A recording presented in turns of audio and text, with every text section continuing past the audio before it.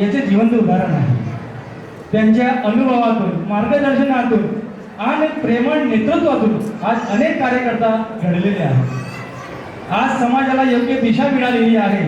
आज या सुवर्ण महोत्सवाच्या मंचावर त्यांचे कार्यक्रमाचे अध्यक्ष म्हणून आपल्याला लाभलेले आहेत. आपण सर्वांच्या एक सन्मानाने, त्यांच्या अभिमानाने गर्व करीत आहोत. आज आपण सर्वांनी टाळ्यांच्या गडगडाट श्रीमान विलास शेठ यांच्याकडे टाळ्या वाजवल्या.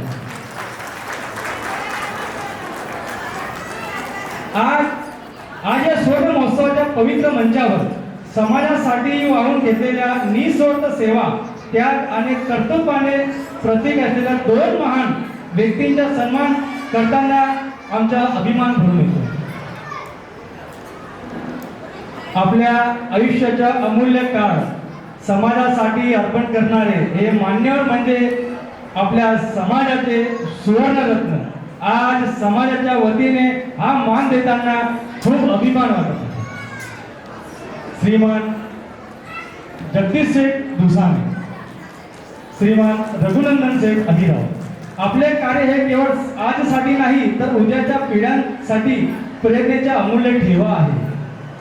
आपल्या त्यागाच्या, सेवेच्या आणि समाजासाठी दिलेल्या अमूल्य योगदानाला आज संपूर्ण अहिर स्वर्णकार समाज आपणास साष्टांग नमन करतो. आणि आज आपण अशा व्यक्तिमत्वाचा सन्मान करणार आहोत ज्यांनी समाज सेवेला केवळ कर्तव्य न मानता ती जीवनाची साधना बनवली आहे.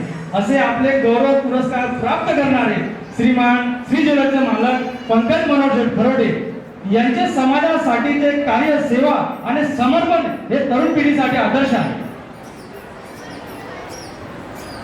आजचा जो महाप्रसाद आहे तो देखील आपले पंकज खरोडे यांच्या तर्फे दिला गेला आहे. आजच्या या मंचावरून सांगताना मला अभिमान वाटतो की आपला समाज केवळ परंपरा जपत नाही तर कर्तव्याचा सन्मान करून नव्या पिढीला प्रेरणा देत आहे. तसेच भाग्यलक्ष्मी महिला मंडळातर्फे आयोजित हळदी कुंकू समारंभ हा केवळ कार्यक्रम नसून तो आपल्या संस्कृतीच्या, मातृत्वाच्या, सौभाग्यवतींचा आणि भगिनी भावाचा सुंदर उत्सव आहे. या सुंदर सुवर्ण महोत्सवाच्या यशस्वी आयोजनासाठी अहोरात्र परिश्रम घेतलेल्या समस्त ट्रस्टी मंडळ, पदाधिकारी मंडळ, कार्यकर्ते मंडळ, महिला मंडळ, सर्व भगिनी, प्रत्यक्ष अप्रत्यक्ष सहकार्य करणाऱ्या प्रत्येक समाज बांधवांचे मी मनपूर्वक ऋणी आहे.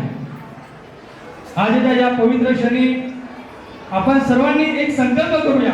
आपला समाज आणि एक सण अधिक सक्षम आणि अधिक प्रगट करण्याच्या ईश्वरचरणी मी अध्यक्षाच्या वतीने अनिल जगन्नाथ शेठ दुसाने प्रार्थना करतो की अहिर स्वर्णकार समाज सदैव प्रगती पथावर राहो, एकतेची विशाल अशीच तेजस्वी राहो आणि पुढील पिढीसाठी आपला अभिमान असाच राहो.